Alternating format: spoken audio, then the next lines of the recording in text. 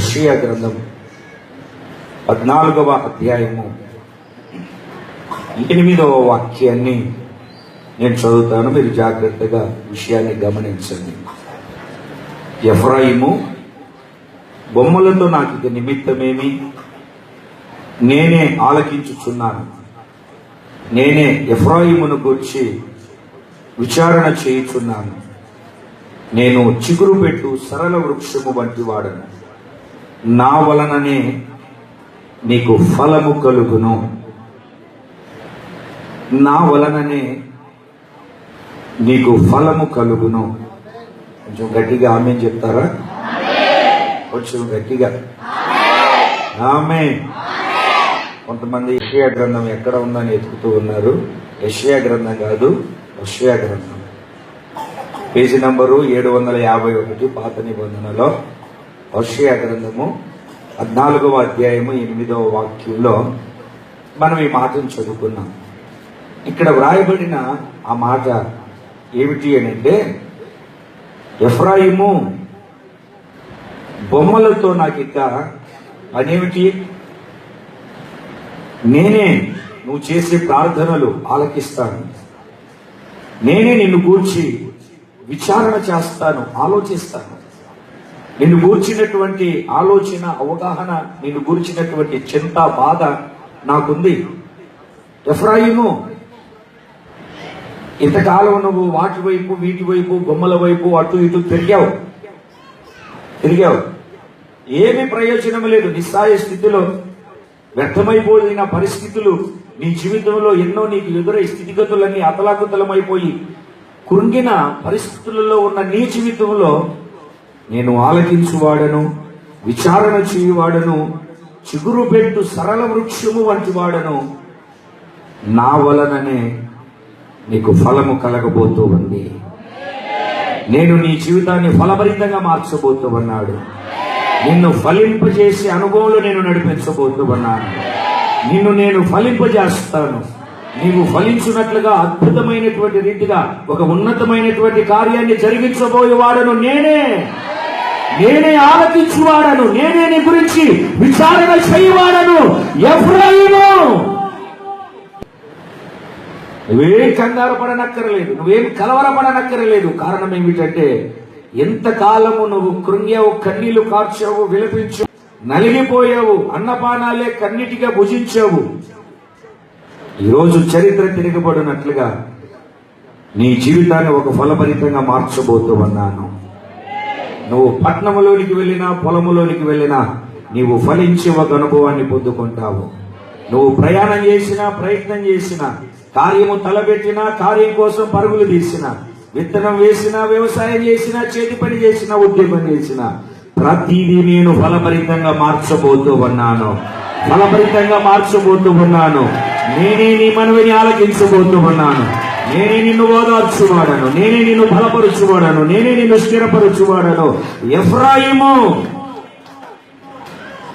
నేనే ఆలకించువాడను. ఆ మాటను చదివితే, ఎఫ్రాయిము, బొమ్మలతో నాకిక నిమిత్తమేమి. బొమ్మలు అని అన్నప్పుడు బొమ్మలను గురించి మీకు ఒక మాటను చెప్పాలి. నా చిన్నప్పుడు మా అమ్మ ఒకసారి ఊరికి వెళ్తాను రా బాబు అని చెప్పి నాతో చెప్పింది.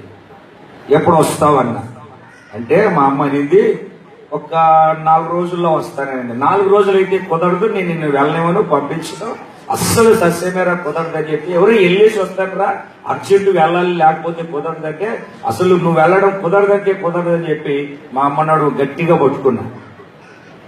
ఒరే వెళ్ళాలరా, అవసరం రా, వెళ్ళు. మరి నేను ఎక్కడ ఉండాలి అని అంటే, మీ మామూలు ఇంట్లో ఉండు, లేకుంటే మీ బంధువుల ఇంట్లో ఎక్కడో చోట ఉండు, ఒక 4 రోజులే కదా అంటే, పొరపాటున కూడా కుదరదంటే కుదరదని ఏడ్చుకుంటూ కూర్చున్నాను. ఇక ఎక్కడికి కాకపోతే మా అమ్మ బయట చెంగు తీసుకుని నా చేతికి ముడేసుకున్నాను. ఎక్కడికన్నా వెళ్ళిపోతుందేమోనని చెప్పి ముడేసుకుని కూర్చున్నాను.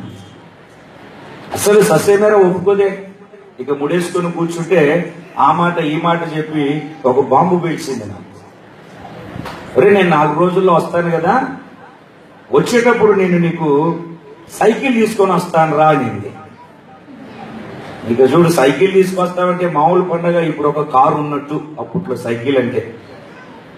అబ్బాయి ఇంకేం సైకిల్ వేస్తుంది, ఇంకా ఆనందం ఏముందని చెప్పేసి ఆ ఇల్లు త్వరగా 4 రోజుల్లో వచ్చేసి పర్వాలేదులే నేను ఉంటానులే ఏం కాదులే చెప్పి నేనే మా అమ్మకు ధైర్యం చెప్పి పంపించేసాను. ఎందుకంటే సైకిల్ సంబరం ఎక్కువైపోయింది నాకు.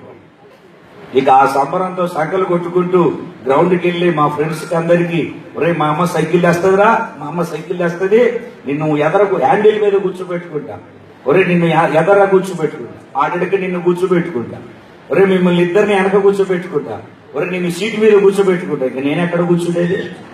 అందరిని కూర్చోబెట్టుకోవడే సరిపోయేది. ఇక మామూలు డబ్బు కాదు నాది, మామూలు కొట్టలేదు. కొట్టి కొట్టి కొట్టి ఇక 4 రోజులు అయిపోయింది, మా అమ్మ రాలే. 5 రోజులు అయిపోయింది, రాలే. మొత్తానికి వారం రోజులకు వచ్చింది. నేను ఎక్కడో గ్రౌండ్ లో ఆడుకుంటూ ఉంటే నన్ను పిలిచిన వెంటనే మా అమ్మ స్వరం విని నేను మా అమ్మ దగ్గరికి వెళ్లకుండా అర్జెంటుగా పరిగెత్తుకొని ఇంటికి వెళ్ళాను. ఇంట్లో చూస్తే సైకిల్ లేదు, ఇంటి చుట్టూ తిరిగా సైకిల్ లేదు. ఈ ఇంట్లో లేదులే, ఇంకొక ఇంట్లో ఉందని ఇంకొక ఇంటికి వెళ్ళా, అక్కడ సైకిల్ లేదు, ఆ ఇంట్లో సైకిల్ లేదు. పోనీ ఏమన్నా బస్ స్టాండ్లో ఏమన్నా పెట్టేసి వచ్చిందేమోనని బస్ స్టాండ్ అంతా తిరిగా, సైకిల్ లేదు. మా మామూలు ఇంట్లో చూసా, సైకిల్ లేదు. ఇక ఇంటికి సీరియస్ గా వచ్చా, సైకిల్ లేదే. ఎందుకు అంత కంగారు, సైకిల్ అంత అర్జెంట్ ఏంటి? తర్వాత నాకేం చెప్పావు, మర్యాదగా నాకు ఇప్పుడు సైకిల్ ఇస్తావా ఇవా? ఒరే తెచ్చానరా, ఇస్తానరా, కంగారు ఏది? మొత్తం ఊరంతా తిరిగాను, ఎక్కర్లేదు సైకిల్ ఏది అని అంటే అప్పుడు బ్యాగులో నుండి ఒక బొమ్మ సైకిల్ తీసింది నాకు. ఎవరు ఎక్కించుకుని తిరగాలి దాని మీద? నువ్వు తెస్తానన్న సైకిల్ ఇదా? నేను అనుకున్న సైకిల్ అదే. ఇక సరిపోయింది నా సంబరం అంతా. ఆ సైకిల్తో నేను ఎవరిని కూర్చోబెట్టుకోవాలి? 6 మందిని కూర్చోబెట్టుకుంటానన్నా. అసలు నాకు కూర్చోవడానికి లేదు. ఆ సైకిల్ వలన ఏమన్నా ప్రయోజనమా? మీరు సీరియస్ గా చూస్తున్నారండి, మాట్లాడారు. ఆ సైకిల్ వలన నాకేమైనా ఉపయోగమా? ఆ సైకిల్ వలన నాకేమన్నా ప్రయోజనమా? ఏం సైకిల్ అది? మాట్లాడట్లేదు మీరు. బొమ్మ సైకిల్. ఎఫ్రాయిము బొమ్మలతో నాకు నిమిత్తమేమి అని అంటే, ఈ ఎఫ్రాయిము ఇంతకాలము ప్రయోజనము లేని దాని మీద ఆధారపడి పరుగులు తీసాడు.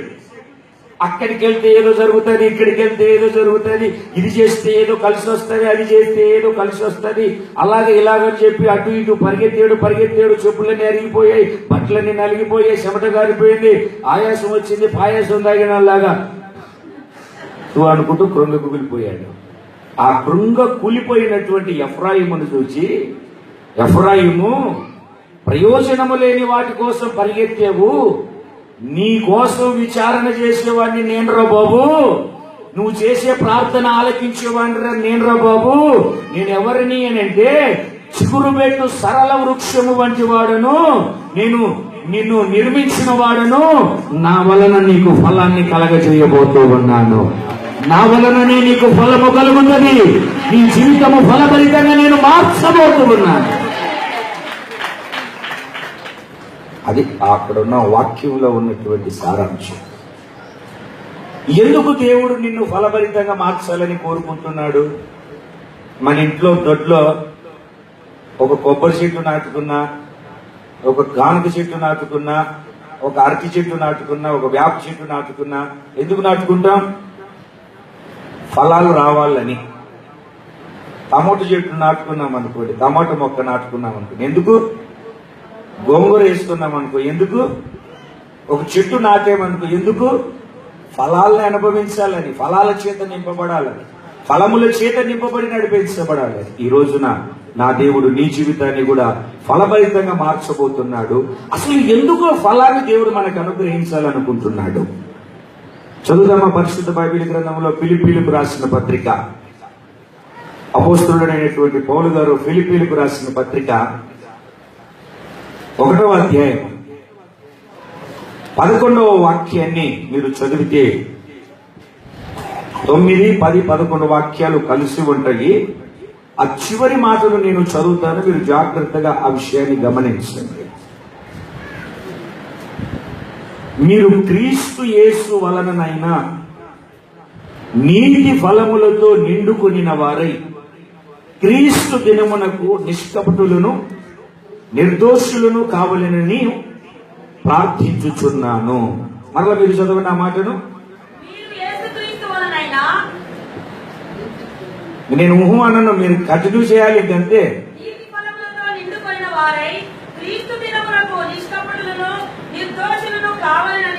క్రీస్తు దినమునకు. ఏమిటి ఆ దినం? సచ్చినోళ్లకు దినాలు పెడతారు, ఎవరికి వరకు దినాలు పెడతారు, కానీ ఈ లోకానికి ఒక దినం ఉంది. ఈ లోకానికి ప్రభు నమ్మిన ప్రతి ఒక్కరికి ఒక మహత్తరమైనటువంటి దినం ఉంది. ఆ దినము ఏ దినము అని అంటే ప్రభు వచ్చు దినం. మనకు ఆనందాన్ని కలిగించే దినం లోకానికి దినం. అది తద్దినమే అనుకోండి, ఏదో ఒక దినం అనుకోండి. క్రీస్తు దినమునకు మీరు నీతి ఫలములతో నిండుకొనిన వారై, క్రీస్తు దినమునకు నీతి ఫలములతో నింపబడిన వారై, అంటే ప్రభు వచ్చు మహిమగల రాకడలో ఎత్తబడాలని ఎంతమందికి ఆశ ఆకాంక్ష ఉంది?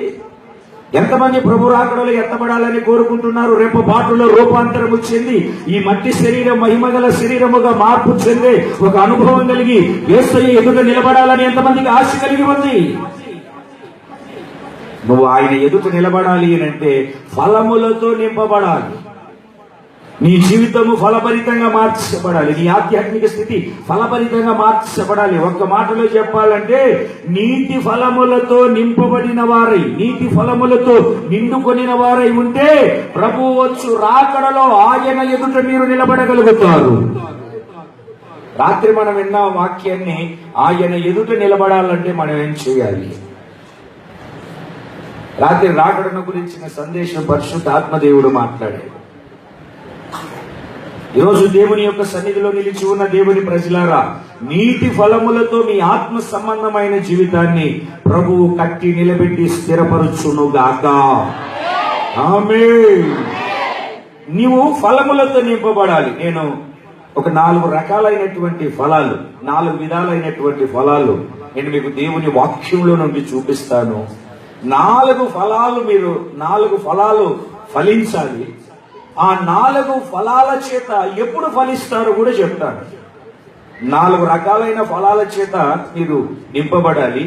ఆ 4 రకాలైన ఫలాలు ఎప్పుడు ఫలిస్తారో అవి చెప్తాను. అప్పటికి దేవుడు ఉన్నతమైనటువంటి కార్యం నీ జీవితంలో వాక్యం ద్వారా జరిగించునుగాక. దేవుడు నన్ను ఫలభరితంగా నింపాలన్న వాళ్ళు గట్టిగా ఆమేన్ చెప్పండి. ఆమేన్.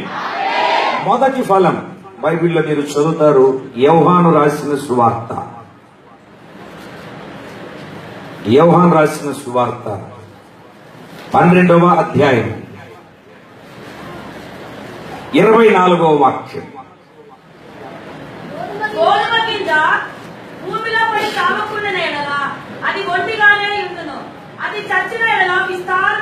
మరొకసారి, అది ఒంటిగానే యుండును, అది చచ్చిన ఎడల విస్తారముగా ఫలించును. విస్తారముగా ఫలించును. అందరు నోరు తెరిచి చెప్పండి. అందరూ సరిగ్గా ఎలాగా? విస్తారముగా ఫలించు. అంటే నువ్వు ఏ ఫలములతో నింపబడాలి అంటే విస్తారమైనటువంటి ఫలముల చేత నింపబడాలి. విస్తారము అంటే ఎన్ని? మేము ఇప్పుడున్న ప్రాంతంలో పరిచర్యలో వెళ్ళినప్పుడు ఒక పాస్టర్ గారి ఇంట్లో రెంట్కు దిగాము. మా ఇంటి వెనకాల ఒక మామిడి చెట్టు వేసాడు ఆయన. మామిడి చెట్టు వేసిన తర్వాత ఆయన నాతో చెప్పినటువంటి మాట ఏమిటంటే, పాస్టర్ గారు, ఈ పిల్లలు ఉన్నారు, లేకుంటే ఈ ఆవులు వచ్చేసి తినేస్తాయి, ఈ మామిడి చెట్టును కొంచెం జాగ్రత్తగా చూస్తూ ఉండు, ఈ చెట్టు ఎన్ని కాయలు కాస్తే సగం అని చెప్పాడు. సగం అని చెప్పాడు. అమ్మో, మేము సరిగ్గా ఆ సీజన్లోనే వెళ్ళాం. మేము వెళ్ళిన వెంటనే అది తెల్లగా పూత చెట్టు నిండా పెట్టింది, కలకల్లాడుతూ ఉంది. నేను అనుకున్నాను, ఈ సంవత్సరం ఇక పళ్ళు కొనవసరం లేదు, మామిడి పళ్ళు కొనవసరం లేదు, ఇక సమృద్ధిగా తినొచ్చు, పూజించవచ్చు అనుకున్నాను. మొత్తానికి దాన్ని జాగ్రత్తగా చూసుకుంటున్నాను. ఆ పూత చెట్టు నిండా వచ్చేసరికి సంబరం, ఆకులు పచ్చగా కలకల్లాడుతూ ఉంది. ఎంత ఆనందం అయిపోయిందో. కనీసం ఒక 100 పండ్లన్న పెడుతుంది, ఇది 100 ఫలాలన్న ఇస్తుంది, చిరసగం 50 వస్తుంది. ఈ సీజన్కి ఇక పళ్ళు కొనక్కర్లేదు అన్నటువంటి ఒక ఆనందం. అది పూత రాలుతుంది, దాన్ని రోజు ఊడ్చుకోవడం ఎత్తిపోయడమే సరిపోయింది. మొత్తానికి ఈ సీజన్ అంతా అయిపోయేసరికి అది 3 పళ్ళు కాసింది. ఎన్ని పళ్ళు? ఇప్పుడు మేము సగం సగం ఎంత తీసుకోవాలి? ఆయన 1.5 కదా. ఆ చెట్టు ఫలించింది ఎంత అంటే 3 పళ్ళు. మరి మీరు ఫలించాల్సింది ఎంత? 5, 4, 2 కాదు, విస్తారముగా ఫలించాలి. విస్తారమైనటువంటి ఫలముల చేత మరొక మాటలో చెప్పాలి అంటే సీజన్ మొదలుకొని సీజన్ ఎండ్ అయిపోయేంత వరకు ఫలాల మీద ఫలాలు, ఫలాల మీద ఫలాలు వస్తూనే ఉండాలి, ఫలిస్తూనే ఉండాలి, ఫలభరితంగా మార్చబడుతూనే ఉండాలి. దాన్ని ఏమంటారు అని అంటే మా చెట్టు, మా పొలము, మా పంట విస్తారముగా వచ్చింది. విస్తారమైనటువంటి పంట పండింది. మేము విస్తారముగా ఫలించుకున్నాం. మా జీవితం విస్తారముగా ఫలించబడింది. ఈ ఆత్మ సంబంధమైనటువంటి జీవితంలో మీరు విస్తారముగా ఫలించబడినట్లుగా మిమ్మల్ని పరిశుద్ధాత్మ దేవుడు నడిపించునుగాక. విస్తారముగా ఫలించాలి అంటే అక్కడ వాక్యం రాయబడి ఉంది, గోధుమ గింజ భూమిలో పడి సావకుంటే, చచ్చిపోకుంటే అది ఒంటిగానే నిలిచి ఉంటది. అది చస్తే విస్తారముగా ఫలిస్తుంది.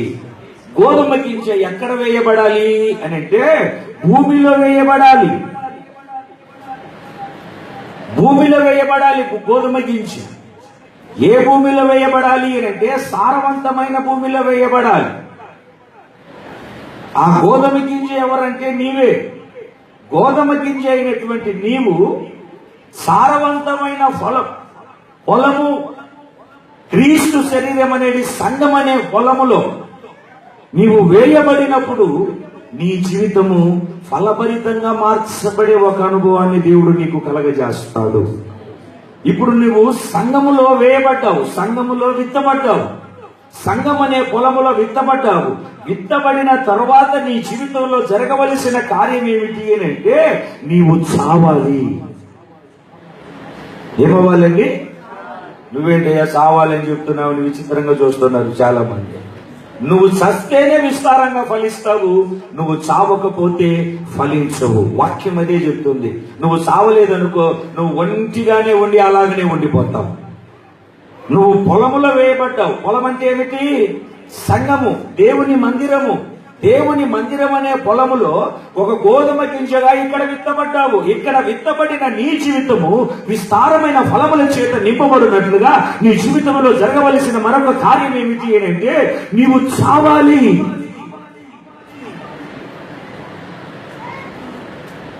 సీరియస్ గా చూస్తున్నారు.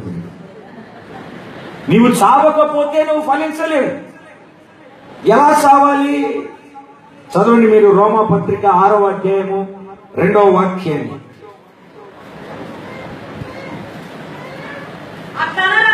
ఇంకెట్లనాలమ్మా? అట్లనరాదు. పాపము విషయమై చనిపోయిన మనం, సచ్చిన మనము ఇక మీదట ఎలాగూ బ్రతుకుదుము, దానిలో జీవించుదుము, అక్కడ బ్రతుకుతాము. మరలా ఇంకొకసారి అట్లనరాదు. పాపము విషయమై చనిపోయిన మనము ఇక మీదట ఎలాగూ దాంట్లో జీవిస్తాము. ఇప్పుడు తలల పైకెత్తి నన్ను చూడండి. దేని విషయంలో నువ్వు చావాలి? పాపముల విషయములో చనిపోయిన వారముగా మార్చబడాలి.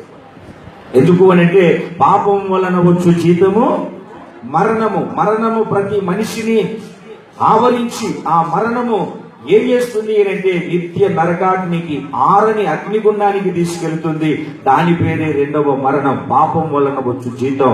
మరణాన్ని చురుకుంటూ ఉన్నటువంటి ప్రతి ఒక్క మనిషికి, ప్రతి ఒక్క వ్యక్తికి ఒక గొప్ప విడుదల కలుగచేయనట్లుగా పరిశుద్ధాత్మ దేవుడు నిశ్చయముగా ఉన్నతమైనటువంటి కార్యాలు మన జీవితంలో జరిగించినట్లుగా, ఓ అద్భుతమైనటువంటి కార్యం మీ జీవితంలో జరుగునట్లుగా పాపముల విషయంలో చనిపోయిన ఒక అనుభవం నీకు రావాలి.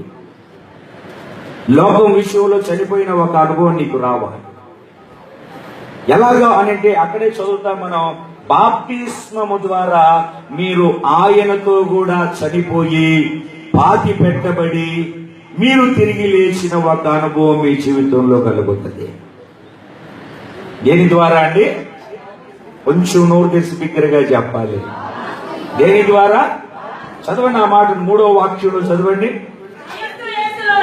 క్రీస్తు యేసులోనికి బాప్తిస్మము పొందిన మనమందరము ఆయన మరణములోనికి ఎట్లాగా బాప్తిస్మము పొందితిమని మీరెరగరా అని పిలు. మీరెరగరా అని పిలు. ఈయన్ని ఈ తెల్ల సొక్కోని ఇట్రారా లేచిరా. వాడికి పెళ్లి చేస్తున్నానంటే నేను సిగ్గుపడిపోతున్నట్టు దానిరా. వాడికి బాగా సిగ్గు ఎక్కువైంది. దేవునికి స్తోత్రం కలుగును. ఎట్రా ఈడు ఒక విశ్వాసి అండి. దిర్గా నువ్వు కూడా సిగ్గుపడిపోతున్నాడు. దిర్గా వీడు ఒక విశ్వాసి బాప్తిస్మం తీసుకోవాలనుకున్నాను. సరే, నేను నీళ్ళల్లో దిగి ఉన్నాను ఒక సేవకుని. వీడు కూడా బాప్తిస్మం తీసుకోవాలన్న తీర్మానంతో మారు మనసు పొందాడు. మారు మనసు పొందిన తర్వాత బాప్తిస్మం తీసుకోవడానికి వచ్చాడు. ఇప్పుడు నేను నీళ్ళల్లో నిలబడి ఉన్నాను. ఇప్పుడు బాప్తిస్మం తీసుకోవడానికి వాడు నీళ్ళల్లో దిగుతున్నాడు. రా దగ్గరికి రా. ఏమయ్యాడు? నీళ్ళల్లోనికి దిగాడు. నీళ్ళల్లోనికి దిగాడు అంటే అర్థం ఏమిటి అని అంటే ఆడు చచ్చిపోయాడు. ఏమైపోయాడు? చచ్చిపోయాడు. చచ్చిపోయిన తర్వాత నేనేం చేస్తానంటే దేవుడు నాకు ఇచ్చిన అధికారాన్ని బట్టి వీడిని ఏం చేస్తాను అని అంటే తిరుగు చేతులు పెట్టుకో. ఇప్పుడు నేను ఈయనేం చేస్తాను అని అంటే ముంచుతాను నీళ్ళల్లో. అంటే ఇప్పుడు ఏం చేయబడింది? సమాధి చేయబడింది. ముంచిన తర్వాత ఏం చేస్తానంటే మరలా లేపుతాను. లేపినప్పుడు ఏం జరిగింది అని అంటే వీడు మరలా జీవించాడు. ఇప్పుడు చూడండి, వీడు నీళ్ళల్లోనికి దిగేటప్పుడు ఏమైపోయాడు? వీడు గట్టిగా చెప్పండి. చచ్చిపోయిన తర్వాత నేనేం చేశాను? మరలా ఏం చేశాను? సమాధి చేశాను, లేపాను.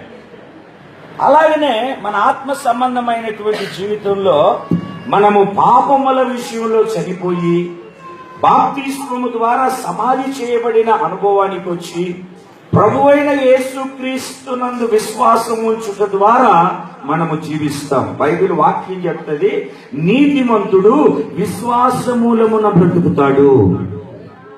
నీతిమంతుడు విశ్వాసమూలముగా జీవిస్తాడు. మీరు పాపముల విషయంలో చనిపోవాలి. చస్తేనే విస్తారముగా ఫలిస్తారు. విస్తారముగా ఫలించాలంటే చావాలి.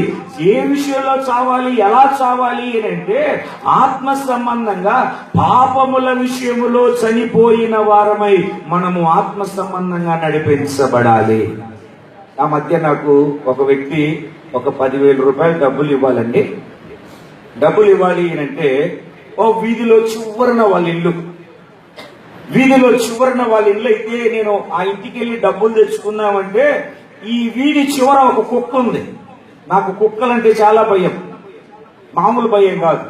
నేను వెళ్ళినప్పుడు అంతా సీరియస్ గా నేను అక్కడికి వెళ్ళడం అని చూస్తే నేను మరలా వెనక్కి రావడం. డబ్బులేమో చాలా అర్జెంట్. 2 రోజులు అట్లాగనే తిరిగాను. 3వ రోజు ఏదైతే అదైతే అని చెప్పేసి ధైర్యం తెచ్చుకొని వెళ్తుంటే అది శుభ్రంగా పడుకొని ఉంది. నేను అడుగులో అడుగు నెమ్మదిగా వేసుకుంటూ ఆ వీధి చివరికి వెళ్ళి నాకు ఇవ్వవలసినటువంటి డబ్బులు తీసుకొని వచ్చాను.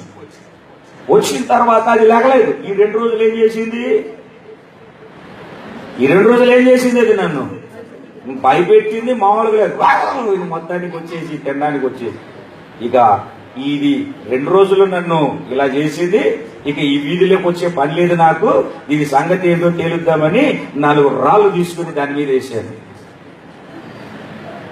ఊరికి పోయేటువంటి పోవచ్చు కదా. 4 రాళ్ళు తీసుకుని వేసాను. కథలు ఇట్లా కథలవని అక్కడ ఒక కర్ర ఒక కత్తి ఉంటే ఆ కత్తి తీసుకొని దాన్ని పొడిచే 4-5 సార్లు. లేకలేదు. రాళ్ళేసినా లేకలేదు, కర్ర పెట్టి కూర్చున్నా లేకలేదు అని చెప్పేసి దగ్గరికి వెళ్ళి తోక పట్టుకొని బర్బర్బర్మని 4-5 మీటర్లు లాగాను. అక్కడున్న ముసలుడు, ఆ కుక్క చచ్చిపోయి 12 గంటలైంది, ఇప్పుడు లాగితే ఏ ప్రయోజనం? ఊరు బయటికి తీసుకెళ్ళమన్నాడు. ఎందుకు ఈ మాటను చెప్తున్నానంటే, అది సచ్చింది కదా కుక్క.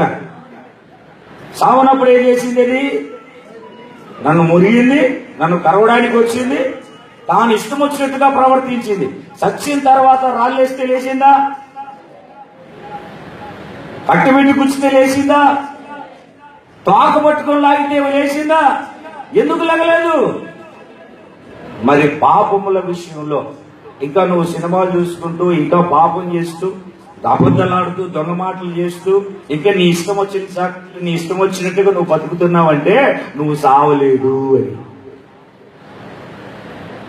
ఎవరన్నా ఏదన్నా చెప్తుంటే అక్కాయి ఇట్లాంటివన్నీ చేస్తున్నావు, లేనిపోనివన్నీ మనసులో పెట్టుకొని నీ ఇష్టానుసారంగా ప్రవర్తిస్తున్నావు, నీ ఇష్టానుసారంగా జీవిస్తున్నావు అని అంటే దాని అర్థం ఏమిటో తెలుసా? నువ్వు ఇంకా చావలేదు. చచ్చిన అనుభవం ఎప్పుడు వస్తుంది నీ జీవితంలో అని అంటే, నువ్వు పాపములకు ముగింపు చెప్పి ఇక నువ్వు పాత జీవితము, రోత జీవితము, పాప జీవితము నీకు కనబడకుండా బాప్తిస్మము ద్వారా నీళ్లలోనికి దిగడం అంటే చనిపోయిన నీవు నీ శవము సమాధి చేయబడి చచ్చిపోయినట్టు నటించకూడదు. ఇప్పుడు చచ్చిపోయిన వాళ్ళు ఉంటారు కదండి, చచ్చిపోయిన వాళ్ళ దగ్గరికి వచ్చేసి ఓరు నాయన నిన్నటి దాకా బాగానే ఉన్నావేంటి, వాడి మీద వచ్చి కొట్టండి, లెగుస్తాడా? అదే నిద్రపోయేటోడి మీద ఓరే నిన్నటి దాకా బాగున్నావు కదా లాగి ఒకటి ఇస్తాడు ఇవ్వడా? ఎందుకని? చచ్చినోడేమో లేగడు, నిద్రపోయేటోడేమో ఎందుకని? వీడు నిద్రపోయాడు. వాడు ఈ రోజున మనము నిద్రపోతూ సస్తున్నాము అని నటించకుండా నిజ జీవితంలో మన బ్రతుకు ఆత్మ సంబంధంగా చచ్చిన స్థితి, ప్రతి పాపము విషయంలో, లోకం విషయంలో, లోక సంబంధమైన విషయంలో చచ్చిన ఒక స్థితి కలిగి, ఆత్మ సంబంధములో జీవించిన ఒక అనుభవము కలిగి, పరిశుద్ధాత్మ నడిపింపులో, పరిచర్య ధర్మములో ముందుకు నడిపించబడితే నిత్య జీవానికి వారసులముగా మార్చబడమే కాదు, విస్తారమైన ఫలముల చేత విస్తారముగా ఫలించుక ఆత్మ సంబంధమైన ఆశీర్వాదాన్ని అనుభవించగలుగుతాము. గట్టిగా ఏదో అప్పు తీసుకొచ్చి చెప్పినట్టుగా బాధపడుతున్నారు. అల్లులు ఎన్ని రూపాయలకి అప్పు తీసుకొచ్చారు? 10 రూపాయలు వడ్డీకి తీసుకొచ్చాం బాబు అన్నట్టుగా పిత్త సూపులు చూసాడ. ఏమో అర్థమై చావట్లేదు. దేవుడికి స్తోత్రం కలుగును గాక. కొంచెం సంతోషంగా చెబుదాం హల్లెలూయా. కొంచెం సంతోషంగా చెబుదాం హల్లెలూయా. ఎలాగ ఫలించాలి మనము? విస్తారంగా ఫలించాలంటే ఏం చేయాలి మనము? ఇప్పుడు ఆ కుక్కను రాళ్ళు వేసాను, లేచిందా? అప్పుడప్పుడు పాపం మన మీద రాళ్ళు వేస్తా ఉంటది. ఆ కుక్కను నేను గుచ్చాను, లేచిందా? అప్పుడప్పుడు మనల్ని పాపం గుచ్చుతా ఉంటది. దాన్ని తోక పట్టుకొని లాగాను, లేచిందా? అప్పుడప్పుడు పాపం మనల్ని ఈడ్చుకొని వెళ్ళడానికి చూస్తా ఉంటది. మనం చచ్చిపోయాము గనక దేనిలో మనకు పాలి భాగం లేదు. అర్థమైందని? సచ్చినోడికి తీసుకెళ్లి పెరుగన్నము, నెయ్యన్నము, లడ్లు కల్పించమరా అని నోట్లో కట్టి తిట్టాడా? మీరు తినిపించేటట్టుకున్నారు, నాకు అర్థమైపోతుంది. తిట్టాడా? మరి నువ్వు చస్తే నీలో పాపం ఎందుకు కనబడుతుంది? పాపము అడుగుజాడల్లో ఎందుకు నడిపించబడుతున్నావు? కోపం ఎందుకు వస్తుంది? వ్యర్థమైన మాటలు ఎందుకు మాట్లాడుతున్నావు? సినిమా చుట్టూ ఎందుకు తిరుగుతున్నాం? ఒక్కసారి వాక్యం నిలువుటద్దం ముందు నిలబడి మన బ్రతుకును సరి చేసుకోగలిగితే మనం ఏం చేయనక్కర్లే. పవిత్రంగా జీవించడానికి ప్రారంభిస్తే పరలోకపు మహిమను ప్రభు మన మీద దించుతాడు. పరలోకపు మహిమ చేత ప్రభు మనల్ని నింపుతాడు. పరలోకపు అభిషేకము ద్వారా దేవుడు మనల్ని నింపుతాడు. ఒక ఉన్నతమైనటువంటి కృప చేత దేవుడు మనల్ని బలపరుస్తాడు. 2 చేతులు పైకెత్తి బిగ్గరగా దేవునికి స్తోత్రం చెబుదాం హల్లెలూయా. సంతోషంగా చెబుదాం హల్లెలూయా. మనము చచ్చిన వారమై ఏ విషయంలో చావాలి? రోమపత్రికలో చదవండి మరొకసారి ఆ మాట. ఇంకొక నేను చెప్తున్నటువంటి మాట, నువ్వు చస్తే నీకు కలిగే ఆశీర్వాదాలు రాయబడి ఉన్నాయి. 7వ వాక్యాన్ని మీరు చదవండి. చనిపోయిన వాడు పాప విముక్తుడని తీర్పు పొంది ఉన్నాడు. చనిపోయిన వాడు ఏమని తీర్పు పొంది ఉన్నాడు? చెప్పాలి. ఏ విషయంలో చనిపోయిన వాడు? పాపముల విషయంలో చనిపోయిన వాడు తీర్పును దాచాడు. ఇక్కడే ఒక తీర్పు పొందాడు, అక్కడ తీర్పు పొందే మాట పక్కన పెట్టు. ఇక్కడే ఒక తీర్పు పొందాడు. అతడు పొందిన తీర్పు ఏమిటంటే ఇతడు పాపముల విషయంలో చనిపోయాడు, ఇక బ్రతకడు. దేవునికి స్తోత్రం కలుగునుగాక. 14వ వాక్యంలో మనం చదివితే, మీరు కృపకే గాని ధర్మశాస్త్రమునకు లోనైన వారు కారు గనుక పాపము మీ మీద, గట్టిగా పాపము, అందరూ చదవండి ఆ మాట. ఆ వెనుకున్న వాళ్ళు కూడా అందరు కలిసి చెప్పండి ఆ మాట. పాపము నీ మీద, ఇవి నేర్చుకుంటున్నారా? పాపము నీ మీద ప్రభుత్వము చేయదు, పాపము నిన్ను పరిపాలించదు, పాపము నిన్ను తన ఇష్టం వచ్చిన చోటికి తీసుకొని వెళ్ళదు. నువ్వు ప్రత్యేకించబడతావు, ప్రభువు కోసం ప్రతిష్ఠించబడతావు, ప్రభువు కోసమే జీవించడానికి నిన్ను నీవు అప్పగించుకుంటావు. దేవునికి స్తోత్రం కలుగునుగాక. ఇంకా పాపపు ఆనవాళ్ళు, పాపపు ఛాయలు నీలో కనబడుతున్నాయంటే దాని అర్థం ఏమిటంటే నువ్వు చావవలసిన విషయంలో చావలేదు, చంపవలసిన వాటిని నువ్వు ఇంకా చంపలేదు. ఏదైనా కొదవ ఉంటే ఈ ఆరాధనలో ఇక్కడ చంపి ఇదే బలిపీఠం మీద వాక్యము ద్వారా, పరిశుద్ధాత్మాగ్ని అభిషేకము ద్వారా కాల్చి నువ్వు ఈ స్థలాన్ని దాటి వెళ్ళు. అప్పుడు నువ్వు విస్తారంగా ఫలిస్తావు. నేను విస్తారంగా ఫలిస్తాను అన్న వాళ్ళు 3 సార్లు హల్లెలూయా చెప్పండి చేతులెత్తి.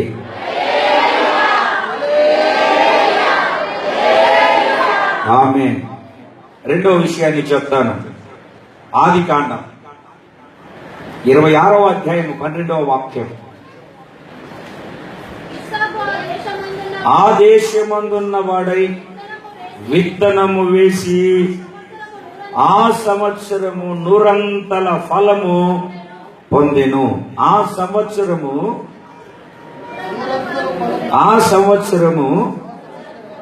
100 ఫలము పొందెను. ఎంత ఫలాన్ని పొందేవయ్యా అని అంటే 100 ఫలము. ఏ సంవత్సరము? ఆ సంవత్సరం. ఆ సంవత్సరం ఏ సంవత్సరం? విత్తనము వేసిన సంవత్సరం, విత్తనము వేసిన కాలం.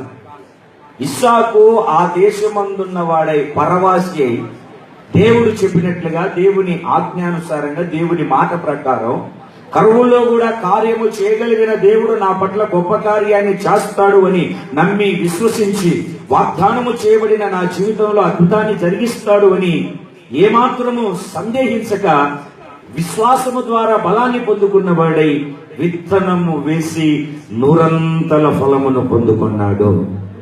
తర్వాత వాక్యాన్ని కూడా మీరు చదివితే ఆదికాండములోనే 26వ అధ్యాయము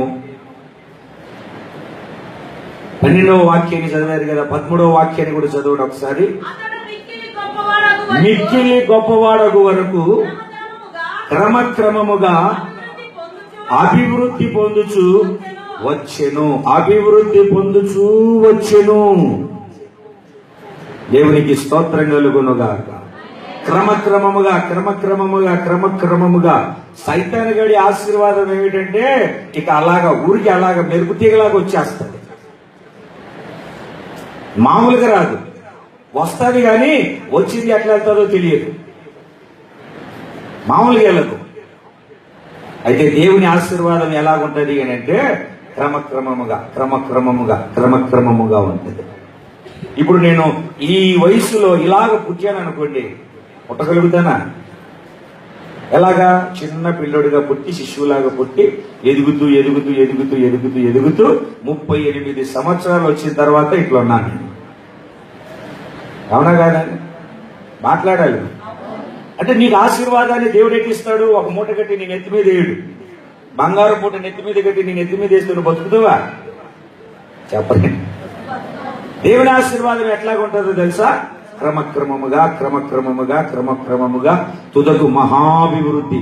మొదట నీ స్థితి కొద్దిగా ఉన్నను, తుదకు మహాభివృద్ధి కలుగుతుందని యోబు గ్రంథం 8వ అధ్యాయంలో మనం చదువుకున్నట్లుగా నీ ఆశీర్వాదము ఒక ఉన్నతమైనటువంటి స్థితిలోనికి వెళ్లేంత వరకు దేవుడు నిన్ను క్రమక్రమముగా క్రమక్రమముగా ఆశీర్వదిస్తాడు. ఇది ఏ ఫలము అని అంటే 100 ఫలము. గట్టిగా చెప్పండి అందరూ. సగం మంది చెప్పట్లేదు, చెప్పాలి గట్టిగా. గట్టిగా బతుకున్న వాళ్ళు మాత్రమే గట్టిగా చెప్పండి. ఎంత ఫలము? 100 ఫలము దేవుడు అనుగ్రహిస్తాడు. నూరంతల ఫలముల చేత దేవుడు నిన్ను నింపుతాడు. దేవునికి మహిమ కలుగునుగాక. సంతోషంగా చెబుతాం ఆమేన్. ఎప్పుడు నూరంతల ఫలం మనకు కలుగుతుంది? మనం చదువుతాం పరిశుద్ధ బైబిల్ గ్రంథములో నుండి మార్కు రాసిన సువార్త 4వ అధ్యాయము 20వ వాక్యాన్ని కూడా ఒకసారి మనం చదువుదాం. 4:20 మార్కు రాసిన సువార్త 4వ అధ్యాయము 20వ వాక్యం. మంచి నేలను విత్తబడిన వారెవరనగా మళ్ళీ ఆగిపోయింది. వాక్యము ఓహో, నేను అనాలి కదా, అనలేమ్మా, చెప్పేసి చదివేసి. మంచి నేలను విత్తబడిన వారెవరనగా వాక్యము విని దానిని అంగీకరించి 30దంతులుగాను 100దంతులుగాను అమ్మమ్మమ్మమ్మమ్మ 60దంతులుగాను 30దంతలుగాను 60దంతలుగాను 100దంతులుగాను ఏకంగా 60 వదిలేసి 100కి వెళ్ళిపోయావమ్మా నువ్వు.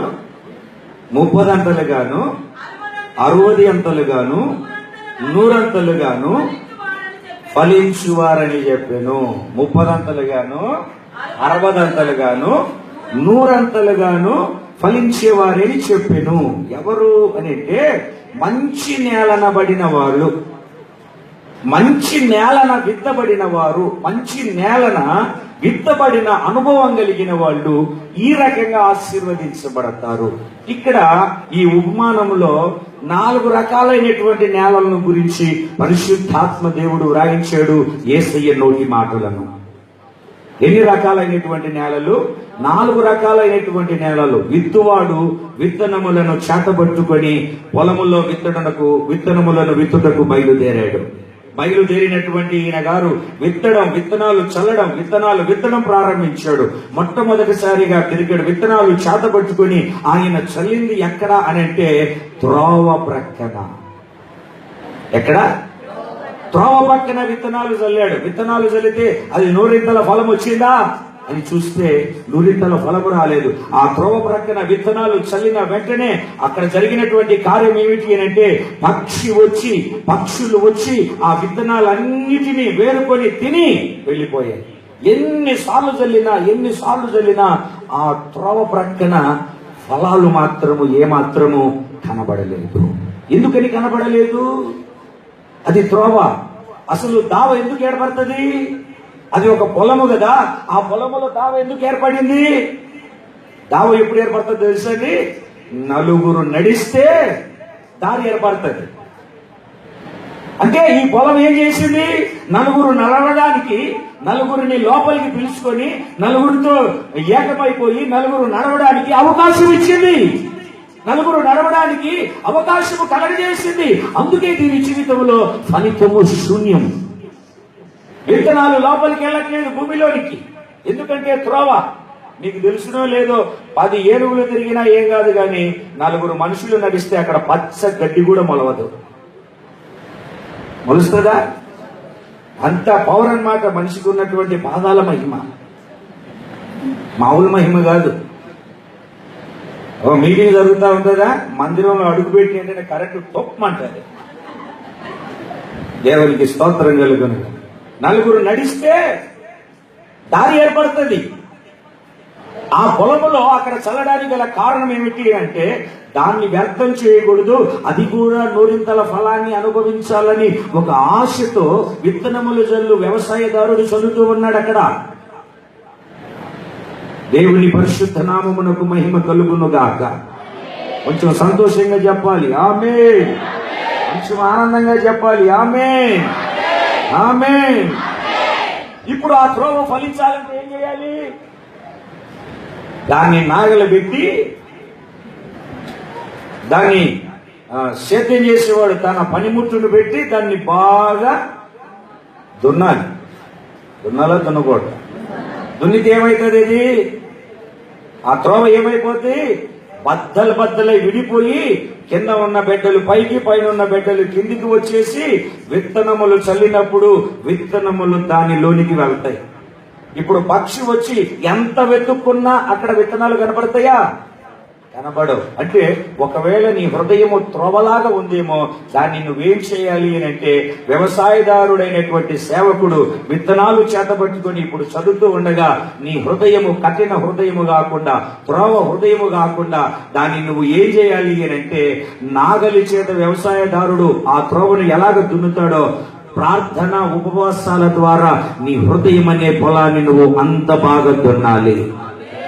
ఇక్కడ వ్యవసాయదారుడైన సేవకుడు విత్తనాలు విత్తినప్పుడు విత్తనాలు లోపలికి వెళ్తాయి. నువ్వు దున్నకపోయావనుకో విత్తనాలు చల్లితే బయట ఉంటాయి. సైతాను అన్నటువంటి పక్షి వచ్చి వాటిని వెతుకొని వెళ్ళిపోతాడు. నీవు ఫలభరితంగా మార్చబడలేవు. అర్థమైందా? వింటారా? ఇప్పుడు మీరు దున్నుకొని వచ్చారా అంటే, ఈరోజు నాకు ప్రశ్న అడుగుతున్నాను, చక్కగా సమాధానం చెప్పు నాయన. నేను కనపడుతున్నానా? హలో బ్రదరు, నేను కనపడుతున్నానా? అమ్మా నేను కనపడుతున్నానా? చెప్పాలి. మీరు కనపడకపోతే దగ్గరికి వద్దామని. కనపడుతున్నాను కదా? దేవుడికి స్తోత్రం కలుగు. ఒక మాట అడుగుతాను, చెప్తారా? ఈరోజు ఆరాధనకు వచ్చారు, కనీసం ఒక్క గంట సేపు ప్రార్థన చేసుకుని ఎంతమంది వచ్చారు? దేవా నువ్వు నాతో మాట్లాడు, నా బ్రతుకు మారాలి, నా స్థితి మారాలి అని ఎవరో ఒక్కరో కనీసం, ప్రభువా నువ్వు నన్ను దర్శిస్తే నా జీవితం బాగుపడుతుంది, నువ్వు మాట్లాడితే నేను బ్రతుకుతానని ఒక గంట సేపు వద్దులే, ఒక అరగంట సేపు ప్రార్థన చేసుకుని ఎంతమంది వచ్చారు? వెళ్ళిన తర్వాత 12 వరకు సినిమాలు చూసి చూసి చూసి దుప్పటి కప్పుకొని పడుకొని 7-8కి ఆ పాసిపళ్ళ మీద 4 నీళ్ళు వేసుకొని బ్రష్ చేసి 4 ఇడ్లీలు తెచ్చుకొని, 4 సరిపోవట 9 ఇడ్లీలు తెచ్చుకొని తినేసి బైబిల్ తుపాని దూపులు కొట్టు అర్జెంట్ ఏదో బిజినెస్కి వచ్చినట్టు ఇక్కడ కూర్చొని ఎప్పుడైపోతుంది, ఇంకా అయిపోలేదే. ఎట్లా అంటే బతుకులేం బాగుపడతాయండి. ఎట్లా ఉంటే దేవుని ఆశీర్వాదం ఎలాగొస్తుందండి? ఇట్లా ఉంటే వాక్యం నీ జీవితంలో క్రియ చేస్తుంది, నా జీవితంలో కూడా క్రియ చేయదు. ప్రభువా నీవు మాట్లాడితే నేను బ్రతుకుతానయ్యా అని నువ్వు దేవుని సేవకుడు ఎదుట నిలబడడానికి వచ్చినప్పుడు నువ్వు ప్రార్థన చేసుకుని వస్తే ఖచ్చితంగా దేవుడు ఒక్క మాట అయినా నీతో మాట్లాడతాడు. ఆయన మాట్లాడకుండా విడిచిపెట్టే దేవుడు కాదు. ఆయన రాయి కాదు, చెట్టు కాదు, పుట్ట కాదు. ఆయన మాట్లాడే దేవుడు. ఆయన మాట నీ బ్రతుకును మారుస్తుంది. ఆ మాట నీ స్థితిని మారుస్తుంది. ఆ మాట శూన్యముగా ఉన్న నీ బ్రతుకును ఒక ఉన్నతమైన స్థితిలోనికి తీర్చిదిద్దగలిగిన శక్తి కలిగినటువంటి వాక్కు నీ హృదయంలో విత్తబడుతుంది. అలా కాకుండా ఇక్కడికి వస్తే దేవుడు మాట్లాడతాడు, ఎంత మాట్లాడినా వాడు ఎత్తుకుని వెళ్ళిపోతే ఏ ఫలితం వస్తుంది? ఇప్పుడు విత్తనాలు చల్లిన తర్వాత, అయ్యా నేను ఇట్లా వాక్యానుసారంగా లేనయ్యా, వాక్యానుసారంగా ఇలా బ్రతకలేదయ్యా అని చెప్పి, వాక్యానుసారంగా ఇక మీదట జీవిస్తానయ్యా అని వాక్యానుసారంగా నువ్వు నీ బ్రతుకును సరి చేసుకుంటే, ఈ ప్రార్థన ముగించిన తర్వాత నీ స్థితిని నువ్వు వాక్యానుసారంగా బ్రతకడానికి తీర్మానం చేసుకొని ప్రభువుకి ప్రతిష్ఠించుకొని, కాస్త కన్నీరు అన్నటువంటి నీరు విత్తబడినటువంటి విత్తనానికి పెడితే 3వ రోజున మొలక నీకు కనబడుతుంది. 3వ రోజున మొలక నీకు కనబడుతుంది. కొద్ది రోజులకు ఆ యొక్క మొక్క నీకు కనపడుతుంది. మరికొద్ది రోజులకు దాని ఫలాన్ని నువ్వు అనుభవించగలుగుతావు. ప్రభు లాంటి నీ హృదయం ఇప్పుడు ఉపవాస ప్రార్థనల ద్వారా, మోకాళ్ళ ప్రార్థనల ద్వారా దున్నబడి ఇక్కడికి రావాలి. ఇక్కడ సేవకుడు వాక్యం అనే విత్తనాలు చల్లినప్పుడు, ఆ వాక్యము విత్తనాలు చల్లిన తర్వాత ఆ వాక్యము మట్టితో కప్పబడినట్లుగా దాన్ని నువ్వు సరి చేసుకొని, నీ వాక్యానుసారంగా నీ హృదయాన్ని సరి చేసుకొని కన్నీరు అన్నటువంటి నీరు పెడితే నువ్వు 100 ఫలభరితంగా మార్చబడతావు. ఆమేన్. ఇక్కడ మా వాళ్ళు ఎవరు చేతులు లేకట్లేదు, ఏం చెప్పట్లేదు, గోడ కానేసారు. అప్పుడే గోడ కానేవు అంటే నాకు ఎందుకు లేని. దేవుని పరిశుద్ధ నామానికి మహిమ కలుగునుగాక. సంతోషంగా చెప్పాలి హల్లెలూయా. 2వ పొలము అక్కడ మనకి ఏం కనబడుతుంది? ఏ పొలము మనకు కనబడుతుంది అని అంటే, అక్కడ రాతి నేల. ఏ నేల? దీంట్లో విత్తనాలు చల్లడంలోనే ఏం చేస్తుంది అంటే బుడక్కిమని మొక్కలేస్తుంది. అందరికంటే త్వరగా ఎంత వాక్యం విన్నట్లుగా పని చెప్పారండి పాస్టర్ గారు అది అన్నట్టుగా బుడక్కిమ మొక్క లభిస్తుందా?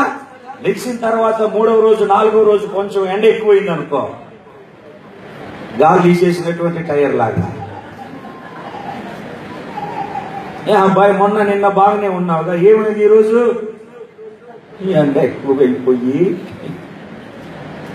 అంటే దాని అర్థం ఏమిటి అంటే అది మొలుస్తుంది కానీ లోతులోనికి వేరు లోపలికి దిగదు. ఎందుకంటే రాళ్ళు అడ్డంగా ఉన్నాయి. వాక్యం వింటారు, విని త్వరగా వాక్యాన్ని హృదయంలో పెట్టుకుంటారు. వాక్యము నిమిత్తమైన ఏదైనా శ్రమ వచ్చిందనుకో, వాక్యము నిమిత్తమైన ఏదైనా ఒక మాట వచ్చిందనుకో, నిన్ను గురించే ప్రభువు మాట్లాడాడు అన్నటువంటి ఒక మాట వచ్చిందనుకో,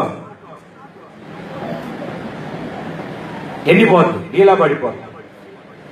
అందుకే నీ జీవితంలో గాని నా జీవితంలో గాని శ్రమ అయినా, హింస అయినా, బాధ అయినా ఏదైనా కలిగినప్పుడు నువ్వు కృంగిపోకుండా, త్రొట్టిల్లిపోకుండా ఉండాలి అంటే నీకు అడ్డుగా ఉన్నటువంటి ఆ రాళ్లను ఎత్తి నువ్వు పక్కన పడేసినప్పుడు నీ వేరు లోతుకు దిగుతుంది. అంటే ఈ పరిచర్యలో గాని, సేవకుల అనుభవంలో గాని, వాక్యంలో గాని, ప్రార్థనలో గాని, పరిశుద్ధాత్మ నడిపింపులో గాని నువ్వు లోతైన అనుభవంలోనికి రాగలుగుతావు. సీమోను పేతురుతో అంటాడు, నీ నావను కొంచెము లోతుకు నడిపించు. ఎంత లోతుకు? కొంచెము లోతుకు నడిపించు. కొంచెము లోతుకు నడిపించిన వెంటనే ఇప్పుడు వలవేయి. అయ్యా రాత్రంతా వల వేశానయ్యా, ఒక్క చేప, ఇప్పుడు వేయి. ఎందుకంటే నేను నీ నావల ఎక్కాను, నేను చెప్తున్నాను వలవేయి. ఇప్పుడు వల వేసి లాగితే 2 దోణెలు మునిగిపోయే ఒక గొప్ప ఆశీర్వాదాన్ని దేవుడు అక్కడ ఆయన గారికి అనుగ్రహించాడు. లోతైన అనుభవానికి ఎవరైతే నడిపించబడతారో. ఏమా ప్రార్థనకు రాలేదు శనివారం, ఇన్ని అడ్డాలు ఆటంకులు, ఒకవేళ లేకుండా సృష్టించుకొని చెప్పేవాళ్ళు లేకపోలేదు. ఏమా ప్రార్థనకు రాలేదంటే అడక్క ముండిపోయి ఏం చెబుతామా అని మానేయడానికి ముందే రెడీ చేసి పెట్టుకుంటారు. మీటింగ్ ఎందుకు రాలేదు, పలానా చోట సువార్త గుడికి ఎందుకు రాలేదు, ఈ ఆదివారం ఎందుకు రాలేదు, రెడీగా ఇక ఆలస్యం లేదు, డైరీ తిప్పేసి చూపించేస్తారు. అది మంచిది కాదు, క్షేమం కాదు. వాక్యము నిన్ను దర్శించినప్పుడు, వాక్యం ఎదుట నువ్వు నిలబడవలసి వచ్చినప్పుడు, వాక్యము నిమిత్తమై నీకు శోధన కలిగినప్పుడు, వాక్యము నిమిత్తమై నీకు నింద కలిగినప్పుడు నువ్వు ధైర్యంగా నిలబడగలగాలి. దేవునికి స్తోత్రం కలుగునుగాక. మా స్కూల్లో పాస్టర్ గారు క్యాస్ట్ చెప్పు అన్నాడు. నాకు క్యాస్ట్ లేదురా బాబు అన్నాడు. ఏం చేస్తావంటే పాస్టర్ అన్నా. పాస్టర్ అంటే స్కాలర్షిప్ రాదన్నాడు. రాకపోతే స్కాలర్షిప్ కోసం విలువైన బ్రతుకును మార్చుకుంటాను, క్యాస్ట్ కోసం ప్రభు ఇచ్చిన మహిమను పోగొట్టుకుంటాను. చెప్పాలి మీరు గట్టిగా, మాట్లాడట్లేదేంటి? పోగొట్టుకుంటానా? మిమ్మల్ని కాదు, నన్ను అనుకుంటున్నాను. అందుకే దేవుని పరిశుద్ధ నామానికి మహిమ కలుగునుగాక. వాక్యం వచ్చింది, వాక్యం దగ్గర అప్పుడు నేను పాస్టర్ని కాదు మాస్టర్ అని పెట్టుకుంటే అబద్ధికున్నా కాదా? కాబట్టి నేను పాస్టర్ని కాదు నేను బిజినెస్ మ్యాన్ అని పెట్టుకుంటే అబద్ధికున్నా కాదా? ఎంత ఇస్తాడు స్కాలర్షిప్ ఇస్తే పిల్లలకి? ఇద్దరికి కలిపి ఒక 15,000 వచ్చారు. దేవుళ్ళో యథార్థంగా నిలబడుకుంటే 1000 రెట్లు ఇవ్వడు. మరి నాకు ఇచ్చినప్పుడు ఆమె చెప్పరేంటి మీకు? ఓహో నాకు ఇస్తున్నాడని కడుపుమంటా మీకు? చెప్పండి, గట్టిగా చెప్పండి. ఆమేన్ చెప్పాలి గట్టిగా, హల్లెలూయా. ఇప్పుడు నువ్వు లోతైన అనుభవంలోనికి రావాలి. నువ్వు బయట నిలబడకూడదు. కొంతమంది వచ్చి నమస్కారం పెట్టేసి ప్రైజ్ లాట్ చెప్పేసి ఆ 10 రూపాయలు చేతులు పెట్టేసి వెళ్ళిపోతారు. ఇక అయిపోయిందిలే, మరలా ఆదివారము లేకుంటే అటు ఆదివారము. కాదు, నువ్వు పరిచర్యలో ఒక లోతైన అనుభవం. శనివారం గొలుసు ప్రార్థన జరుగుతుంది, పరిచర్య జరుగుతుంది. వాటన్నిటిని భుజస్కంధాల మీద వేసుకొని నడిపించగలిగిన ఒక లోతైన అనుభవానికి నువ్వు రాకపోతే నీ ఆత్మ సంబంధమైన స్థితి పరలోక రాజ్యానికి వెళ్ళినట్లుగా నువ్వు 100 ఫలాన్ని ఫలించలేవు. రెండవ ఫలం ఏమిటి అంటే అక్కడ చక్కగా చెప్తుంది దేవుని యొక్క వాక్యము ముళ్ళ పొదలో. ఏ పొదలో? ఇది లోతుగా దిగుతుంది కానీ ఇది ఎదగడానికి పైకి వెళ్ళట్లేదు. ముళ్ళ చెట్లన్నీ దాన్ని అంచేస్తున్నాయి, ముళ్ళ చెట్లన్నీ దాన్ని నొక్కేస్తున్నాయి, ముళ్ళ చెట్లన్నీ దాన్ని ఒత్తేస్తున్నాయి. ఇప్పుడు ఆ ముళ్ళ చెట్లలో ఈ యొక్క మొక్క ఫలించి 100 ఫలాన్ని ఇవ్వాలంటే ఏం చేయాలి? ముళ్ళ చెట్లను నరికేయాలి. ఆ ముళ్ళ చెట్ల గురించి అక్కడ ఏమని చెప్తుంది అని అంటే, ఐహిక విచారము, ధనమోసము, ఇతరమైనటువంటి ఆశలు, లోక సంబంధమైన ఆశలు. ఒకటి డబ్బు, రెండవది విచారము.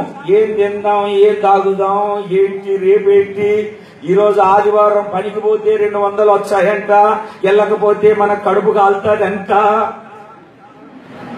నువ్వు ఆదివారం రాకపోతే నరకానికి పోతావంట అని నేనంట. చక్కగా విన్నామంటే సంతోషం అంట, లేకుంటే కడుపు మంటంట. దేవునికి స్తోత్రం కలుగును గాక. చెప్పాలి గట్టిగా హల్లెలూయా. అంటే ఇది ఏం ఆలోచన, ఎప్పుడు ఏదో బస్ స్టాండ్ లో బాగా బ్యాగులు పోగొట్టుకున్న మహాలు వేసుకొని నీరసంగా కోమాలేకి వెళ్ళిపోయిన కామాలేని పేషెంట్ లాగా ఇక్కడ కూర్చున్నా కూడా ఇంట్లో కుండకు మూత వేసానా కొరకు వేసానో లేదో, ఏం జరుగుతుందో అల్లెలు చెప్పంటే వేసానో లేదో, ఇద్దరు పోయి వాళ్ళు అల్లెలు చెప్పంటే అందరికీ ముందు లేచి హల్లెలూయా. ఎందుకంటే లోక సంబంధమైన విచారణ అది. వాళ్ళు మేడ కట్టుకున్నారు, ఇంటికి సున్నం వేసుకున్నారు, ఏమో నా బతుకు. ఇట్లాంటి విచారణలు నువ్వు పెట్టుకో మాకు. ఇక్కడ నువ్వు సంపూర్ణంగా కూర్చొని దేవుని యొక్క వాక్యాన్ని విని వాక్యానుసారంగా నడవడానికి తీర్మానం చేసుకుంటే రెట్టింపు దీవెనలు దేవుడు నీకు దయచేస్తాడు. నీ జీవితాన్ని నూరింతల ఫలభరితంగా మారుస్తాడు. ఆశీర్వాదకరమైనటువంటి మార్గాలలో నిన్ను నడిపిస్తాడు. ఏదైతే నిన్ను అణిచివేయడానికి చూస్తుందో ఆ ముళ్ళ పొదను ఇప్పుడే నరికి బయటపడాయి. నరకడే కాదు, వేళ్లతో సహా పెకిలించేసాయి. అది మరలా మొలవకూడదు. ఈ పొలంలో, ఈ హృదయం అనే పొలంలో మొలవకూడదు. డబ్బు పిచ్చి, డబ్బు పెద్ద జబ్బండి, మామూలు జబ్బు కాదు, డబ్బు మహాజబ్బు. అందుకే ధనాపేక్ష సమస్తమైన కీడులకు మూలం. అందుకే ధనాపేక్ష, లోక సంబంధమైనటువంటి ఆలోచన, అర్థమైందండి, విచారము, ఇవన్నీ నిన్ను ఆత్మీయ స్థితిలో ఎదగకుండా అణిచివేస్తాయి. ఆ ముళ్ళ పొదను మీరు పెకిలించి వేయండి. పరలోకములో నుండి ఆశీర్వాదం నీ మీదికి దిగి రాబోతూ ఉంది. దేవునికి స్తోత్రం కలుగును గాక. దేవుని పరిశుద్ధ నామానికి మహిమ కలుగును గాక. సంతోషంగా చెప్పాలి హల్లెలూయా. ఆనందంగా చెప్పాలి హల్లెలూయా. మూడవది మంచి నేల. చదవండి ఆ మాటను. 4:20 మార్కు సువార్త. మంచి నేలను విత్తబడిన వారెవరనగా, ఎవరంటే వాక్యమును విని దాన్ని అంగీకరించి ముప్పదంతలుగాను, 30దంతలుగాను, 60దంతలుగాను, 100ంతలుగాను ఫలించువారని చెప్పాను. ఒకసారి 2 చేతులు ఆకాశం వైపు చాపి చేతులు ఊపుతూ ఒకసారి గట్టిగా దేవునికి స్తోత్రం చెప్తాం. పైకి లేపు తల్లి, అన్న పైకి లేపు చేయి. హల్లెలూయా. ఆమేన్. దేవుడు మిమ్మల్ని కూడా 30దంతలుగాను, 60దంతలుగాను, ఆఖరికి 100ంతలుగాను దేవుడు దీవించునుగాక, ఫలింపజేయునుగాక, ఫలభరితంగా మార్చునుగాక. ఇక్కడ నేను మీకు ఒక లెక్క చెప్పాలి. చెప్పాలా వద్దా? మీరు వద్దంటే నేను ఎందుకు ఆపుతానో చెప్పడానికి కదా వచ్చింది. దేవునికి స్తోత్రం కలుగునుగాక. 500 కిలోమీటర్ల పై దూరం నుండి వచ్చాను చెప్పడానికి కాదు, లెక్క చెప్పాలి. ఎక్కడ ఎంత ఫలించింది ఆ చెట్టు? అక్కడ ఆమె 30 నుండి 100కి వెళ్ళిపోయింది. నువ్వు ఏకంగా 100కి వెళ్ళిపోయావు. నువ్వు ఎంత? అందరు చెప్పండి. 30దంతలుగాను. లెక్క కరెక్టేనా? లెక్క కరెక్టేనా? కరెక్టేనా? అయితే లెక్కేద్దాం. 30 + 30 60 + 60 100 ఎందుకు వచ్చింది? 30 + 30 చెప్పండి.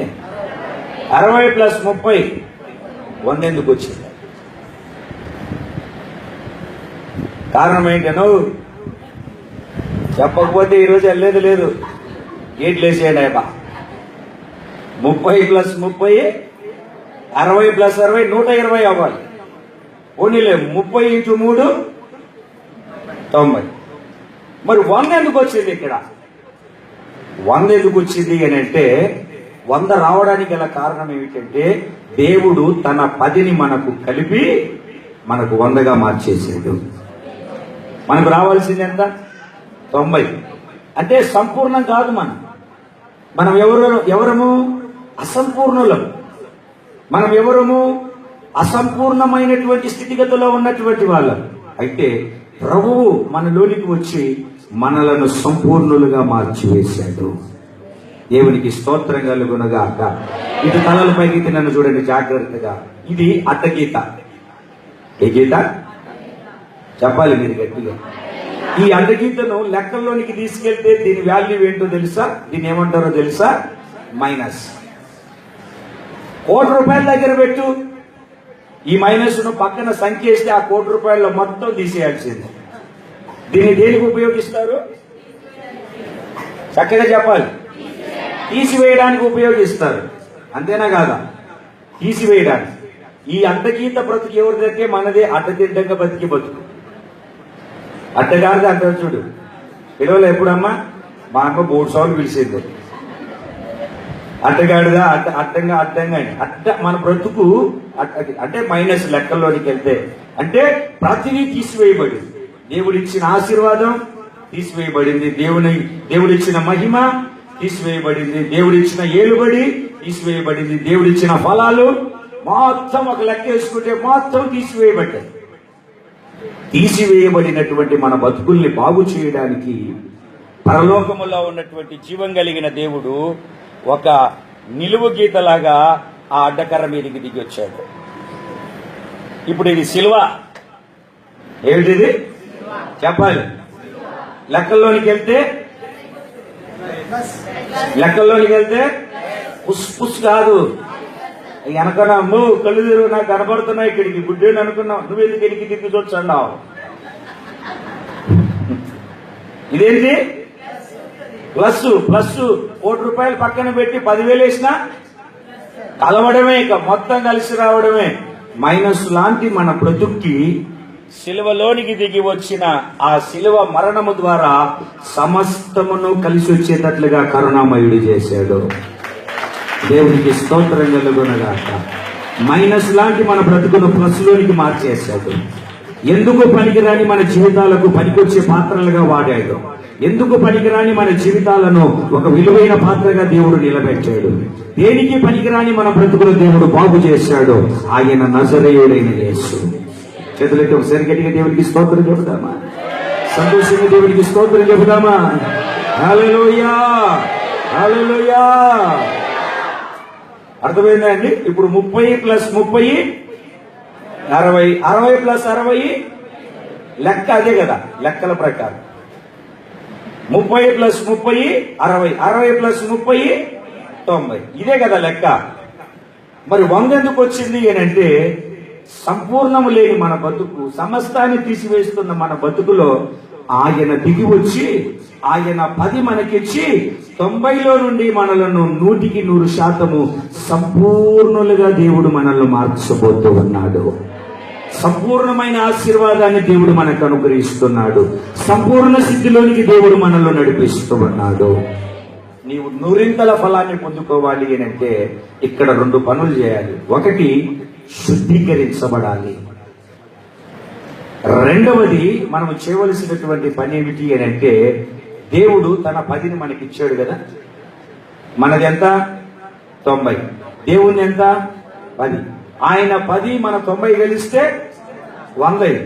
అంటే నీకు దేవుడు ఎంత ఇచ్చినా ఏమిచ్చినా నువ్వు చేయాల్సిన పని ఏమిటంటే దేవునికి అనుగ్రహించున్నట్లుగా నీకు కలిగిన సమస్తములో నీకు వచ్చు రాబడి ప్రతి దాంట్లో నువ్వు 10వ భాగము నమ్మకముగా దేవునికి తీసి ఇవ్వడం నువ్వు నేర్చుకుంటే నీకు 100 ఫలాన్ని దేవుడు కలగజేస్తాడు. దేవునికి స్తోత్రం కలుగునుగాక. 10 ఎవరిది? 10 ఎవరిది అంటే దేవునికి ఇవ్వడానికి నువ్వు ఇచ్చావనుకో, దేవునికి ఇవ్వకుండా నువ్వు మింగావనుకో. లోకంలో ఒక సామెత ఉంది, ఆడు గుడిని మింగుతున్నాడట. అమ్మ నేను చెప్పలేదు నాయన. దేవునికి స్తోత్రం కలుగునుగాక. అట్లాగా నువ్వు నీది మింగి దేవుణ్ణి మింగితే హాస్పిటల్లో ఇనపాంసం మీద పడుకోబెడతాడు. అర్థమైందండి? నువ్వు దేవునికి ఇస్తే ఒక ఉన్నతమైనటువంటి ఆశీర్వాదాన్ని దేవుడు నీకు కలగజేస్తాడు. ఏ అపాయము నీ దగ్గరికి వచ్చినా అపాయములో ఎంత దెబ్బ నిన్ను తగలకుండా దేవుడు కాపాడుతాడు. మొన్న శనివారం వేరే ఊరికి నేను మీటింగ్కి వెళ్తున్నాను, పశ్చిమ గోదావరి జిల్లాలో నుండి కృష్ణా జిల్లాకు. అది ఆ టర్నింగ్ తిరుగుతూ ఉన్నాను, అక్కడ ఉన్నటువంటి ఆబోతులను తోలేడు. బండి వెళ్తున్నాను, పాట్మని కొట్టింది నన్ను, నా బండి. నేను ఒక్కనే ఉన్నాను, డబేలుమని పడిపోయాను మొత్తం. అందరూ అనుకున్నాడు వీడు పోయాడని. ఎక్కేసాయి, ఆవులు కూడా ఎక్కేసాయి బండి మీద. ఒకటి కాలు ఇరుక్కుపోయి ఫ్రంట్ టైర్లో రావట్లేదు ఎంతకి. నేను లేచి, నాకేమో టైం అయిపోతుంది అక్కడ మీటింగ్కి, లేచి ఆ బట్టలు దులుపుకొని అలాగనే వెళ్ళిపోయి అలాగనే వాక్యం చెప్పాను. ఇంటికి వచ్చి చూసుకుంటే వెళ్ళేటప్పుడు చేతులు మంట, కాళ్ళు మంట. ఇంటికి వచ్చి చూసుకుంటే ఏమీ లేవు నాకు. మరలా తెల్లవారి బయలుదేరి రాత్రి 1 గంటకు పడుకొని మరలా కాసేపు పడుకుని లేచి తెల్లవారి బయలుదేరి నిన్న రాత్రి మీ దగ్గరికి చేరుకోగలిగాను. ఎందుకు ఈ మాటను చెప్తున్నాను అని అంటే, మనం నమ్మకంగా దేవునికి ఇచ్చినప్పుడు ఏ అపాయాన్ని మన గుడారము సమీపించదు. ఒక దెబ్బ మనకు తగలనీయడు, ఒక నష్టం మనకు రానియడు. ఎక్కడ అడుగుపెట్టిన ఆశీర్వాదకరంగా దేవుడు మారుస్తాడు. నూరింతల ఫలాన్ని దేవుడు కలగజేస్తాడు. ఎప్పుడు అని నువ్వు ఆత్మీయ స్థితిలో శుద్ధీకరించుకుని దేవునికి ఇవ్వవలసిన దశమ భాగం నువ్వు నమ్మకంగా ఇచ్చినప్పుడు నూతనమైన మార్గాలలో నీ స్థితిని దేవుడు మార్చుటకు శక్తి కలిగిన దేవుడిగా మన మధ్యలోనికి దిగి వచ్చాడు. 2 చేతులు పైకెత్తి బిగ్గరగా దేవునికి స్తోత్రం చెబుదాం. హల్లెలూయా. 3వ విషయాన్ని కూడా చెప్తాను. పరిశుద్ధ బైబిల్ గ్రంథంలో నుండి మీరు చదవండి. పరిశుద్ధ బైబిల్ గ్రంథంలో నుండి యోహాను రాసిన సువార్త 15వ అధ్యాయము 8వ వాక్యాన్ని మనం చదువుకున్నాం. యోహాను సువార్త 15వ అధ్యాయం 8వ వాక్యాన్ని. మీరు బహుగా ఫలించుట వలన నా తండ్రి మహిమపరచబడును. మొదటి వాక్యంలోనికి వెళ్తే, నేను నిజమైన ద్రాక్షావల్లిని, నా తండ్రి వ్యవసాయకుడు, మీరు తీగలు. చదువు మా మాట చదువు. ద్రాక్షావల్లిని, వ్యవసాయకుడు, తీగ నరికివేయబడతా. అంటే నువ్వెవరు? తీగ. మీరెవరండి? ఈగ కాదు, దోమ కాదు, చక్కగా చెప్పండి. తీగ. ఏం తీగ? ద్రాక్ష తీగ.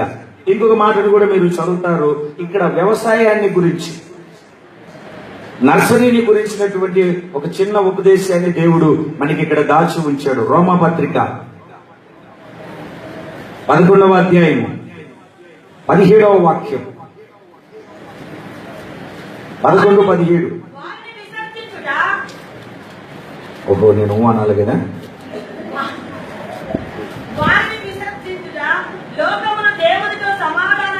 11:17 ద బుక్ ఆఫ్ రోమన్స్.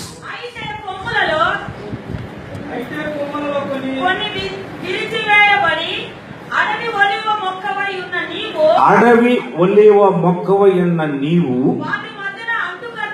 వాటి మధ్యన అంటు కట్టబడి ఒలీవ చెట్టు యొక్క సారవంతమైన వేరులో వాటితో కలిసి పాలు పొందిన ఎడల. చాలు, ఇప్పుడు తలలు పైకెత్తండి. అది అడవి ఒలీవ చెట్టు అండి. ఆ అడవి ఒలీవ చెట్టును ఈ వ్యవసాయదారుడు ఏం చేశాడంటే విరిచాడు. విరిచి ఆ ఫ్లాట్ లోనికి తీసుకొని వచ్చి ఏం చేశాడంటే ఈ విరిచినటువంటి అడవి ఒలీవ చెట్టును చెక్కాడు. అక్కడ ఒక ఒలీవ చెట్టు ఉంది, ఆ ఒలీవ చెట్టును చెక్కాడు. ఈ చెట్టును ఆ చెట్టును రెండింటిని దగ్గరకు తీసి దానికి ఒక అంటు కట్టాడు. ఎట్లా కట్టాడు అని అంటే, దాని ఆ గాయాలకు, ఈ కొమ్మ గాయానికి ఆ చెట్టు గాయానికి గాలి తగలనంత, ఆ ఘాటుకు ఈ ఘాటుకు గాలి తగలనంత రీతిగా, గాలి చొరబడనంత రీతిగా ఏం చేశాడు అని అంటే అంటు కట్టాడు. ఇప్పుడు ఆ కొమ్మ ఎక్కడి నుండి విరవబడింది? అడవి ఒలీవ చెట్టు. అంటే అడవి అని అంటే లోకం. లోకములోను పాపములోను లోక సంబంధమైన జీవితములో ఉన్నటువంటి మనలను పరిశుద్ధాత్మ దేవుడు విరచి తోటలో ఉన్నటువంటి పనివానికి, సేవకునికి అప్పగిస్తే ఆ సేవకుడు దాన్ని సరిచేసి నిజమైన ఒలీవ చెట్టు, క్రీస్తు సంఘము అన్నటువంటి ఒలీవ చెట్టుకు అంటుకట్టాడు. ఇప్పుడు అంటు ఎలా కట్టబడాలి అని అంటే గాలి దూరనంతగా అంటు కట్టబడిన తర్వాత ఈ పాత ఒలివ చెట్టు ఉంది కదా, ఒలివ చెట్టు కొమ్మ ఉంది కదా, ఆ కొమ్మ పాతాకులన్నీ రాలిపోయాయి. రాలిపోయిన తర్వాత ఆ కొమ్మలో ఉన్న జీవం అంతా ఎండిపోయింది. సారమంతా ఆ దాంట్లో ఉన్నటువంటి పచ్చంతా ఎండిపోయింది. ఆకులు రాలిపోయినాయి, పచ్చ దాంట్లో ఉన్నటువంటి జీవం అంతా ఎండిపోయింది. ఎండిపోయిన తర్వాత ఏం జరుగుతుందంటే నిజమైన ఒలివ చెట్టు ఉంది కదా, ఆ వేరులో ఉన్నటువంటి సారము దాంట్లోనికి వెళ్ళింది. వెళ్ళిన తర్వాత అది నెమ్మదిగా పచ్చగా అయిపోయింది. కొమ్మ ఎండిపోయిన కొమ్మ పచ్చగా అయిపోయింది. పచ్చగా అయిపోయిన తర్వాత కొన్ని రోజులకు చిగురు వచ్చింది. చిగురు వచ్చిన తర్వాత ఆకులయ్యాయి. ఆకులైన తర్వాత ఆ కొమ్మకు ఆకులు వచ్చిన ఆ కొమ్మలకు పువ్వు పోసింది. పువ్వు పోసినటువంటి కొద్ది రోజులకి ఫలాలు ఫలించడం ప్రారంభించింది. దేవునికి స్తోత్రం కలుగునుగా. అలాగనే పాపములో లోకములో ఉన్నటువంటి మనలను విరిచి సంఘములో దేవుడు అంటు కట్టాడు. ఇప్పుడు నువ్వు ఈ సంఘముతో అంటు కట్టబడ్డావా లేదా? ఒక బంధము, ఒక చుట్టూ అది ఫలించేంత వరకు ఒక బంధముతో అంటు కట్టబడాలి.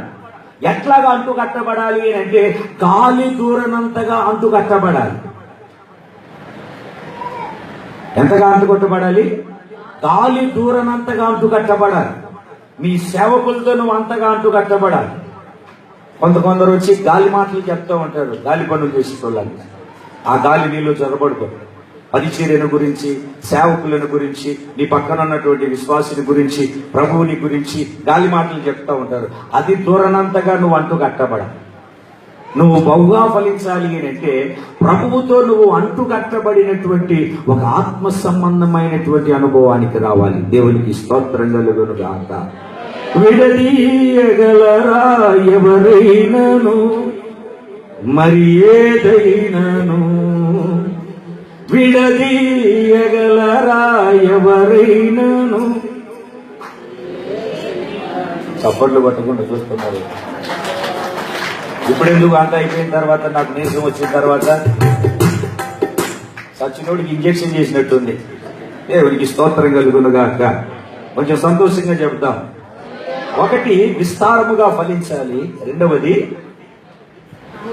నూరంతలుగా ఫలించాలి. మూడవది, బహుగా ఫలించాలి. విస్తారంగా ఫలించాలంటే చావాలి. నూరంతల ఫలం ఫలించాలి అంటే శుద్ధీకరించబడి దశమ భాగాన్ని నువ్వు నమ్మకంగా ఇయ్యాలి.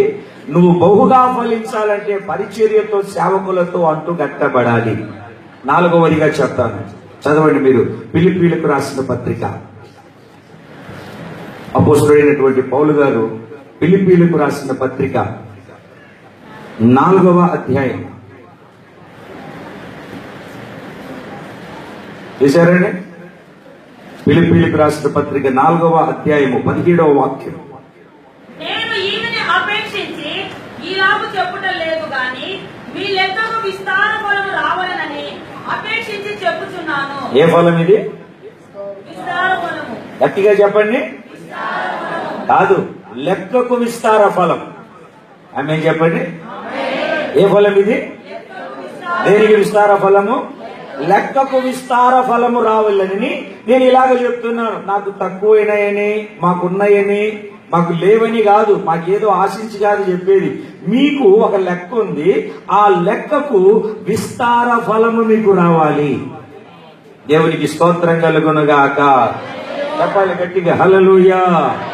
రావాలంటే ఏం చేయాలి? మీరు పరిశుద్ధ బైబిల్ గ్రంథంలో మీరు 14వ వాక్యంలో నుండి మీరు చదివితే, అయినను నా శ్రమలో మీరు పాలు పుచ్చుకొనినది మంచి పని. ఫిలిప్పీయులారా, సువార్తను నేను బోధింపనారంభించి మాసిదోనియాలో నుండి వచ్చినప్పుడు ఇచ్చు విషయములోను పుచ్చుకొను విషయములోను మీరు తప్ప మరి ఏ సంఘపు వారు నాతో పాలివారు కాలేదని మీకే తెలియను. ఎలాగనగా తెస్సలోనికైలో కూడా మీరు మాటికి నా అవసరములు తీర్చుటకు సహాయము చేసితిరి.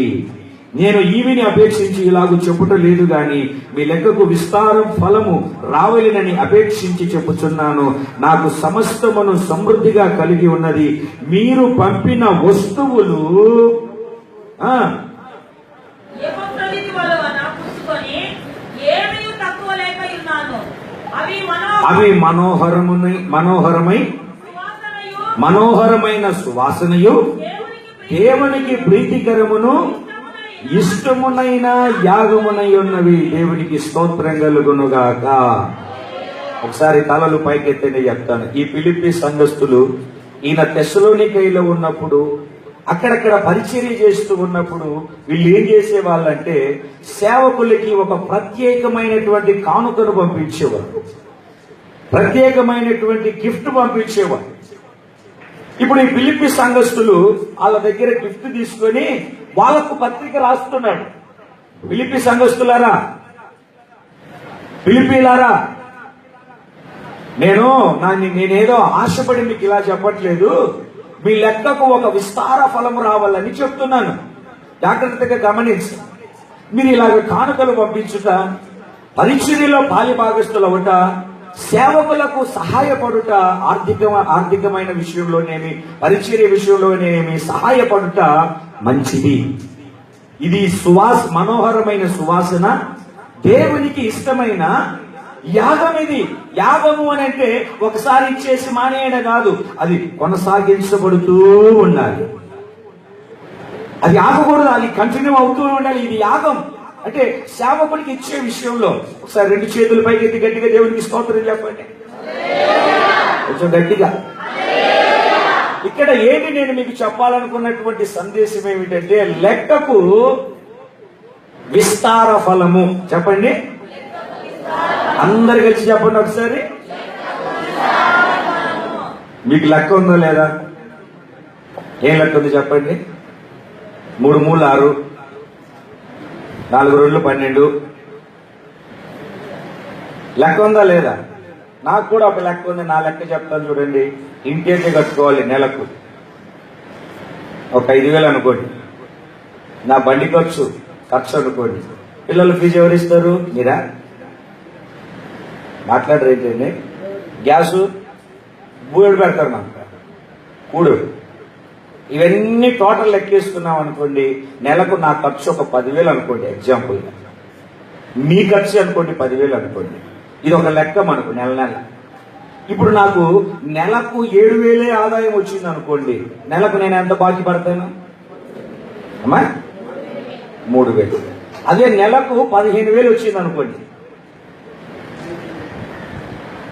నేను ఎంత బాకీ పడతాను? 5,000 మిగిల్చుకుంటాను. ఇప్పుడు నెలకు 7,000 వస్తే ఎంత బాకీ నాకు? అంటే సంవత్సరానికి 36, 12 3 36,000 రూపాయలు అప్పు చేయాలి నేను. అంటే నా లెక్కకు తగ్గిపోయింది, అంటే నేను అప్పుల పాలైపోయాను. అదే ఫిలిప్పీ సంఘస్థుడు చెప్తున్నాడు, మీ లెక్కకు విస్తార ఫలం రావాలి. మీకు ఒక ఖర్చు 10,000 ఉంది, మీకు 7,000 రాకూడదు. మీ ఖర్చు 10,000 ఉంది, మీ ఖర్చుకు రెట్టింపునట్లుగా 5,000 కలిసి వచ్చేటట్లుగా నెలకు 15,000 రూపాయల లాభం రావాలి. ఇది ఉదాహరణగానే చెప్తున్నాను నేను, అర్థమవుతుంది. అంటే నెలకు 15,000 వస్తుందంటే నెలకు ఎంత మిగులుతుంది నాకు? సంవత్సరానికి 12,500 60,000 మిగులుతుంది. ఇప్పుడు చెప్పండి, నెలకు 3,000 అప్పు అవ్వడం నీకు మంచిదా? నెలకు 5,000 కలిసి రావడం మంచిదా? నాకు 3,000 అప్పు అయినా పర్వాలేదన్న వాళ్ళు ఎవరు? మరలా చెప్తున్నాను, అమ్మా చేయట్టు మాకు నువ్వు పొరపాటున. నెలకు 3,000 అప్పు అయినా పర్వాలేదన్న వాళ్ళు ఎవరు? అంటే నువ్వు లెక్క తక్కువలో ఉన్నావని. నాకు నెలకు 5,000 కావాలన్న వాళ్ళు చేతులెత్తి స్తోత్రం చెప్పండి. నీ విశ్వాసమే నీ పట్ల కార్యం చేస్తుంది. నాకు వద్దులే అనుకుంటున్నామేమో, వద్దన్నట్టుగానే ఉంటది. నెలకు నా లెక్కకు మించి 5,000 ప్రతిఫలం కావాలన్న వాళ్ళు దేవుడికి స్తోత్రం చెప్పండి. అయితే ఏం చేయాలో తెలుసా? ఓ ప్రత్యేకమైనటువంటి కానుక పరిచర్యకి, దశభాగం కాదు, దశభాగంతో కల్పమాకండి.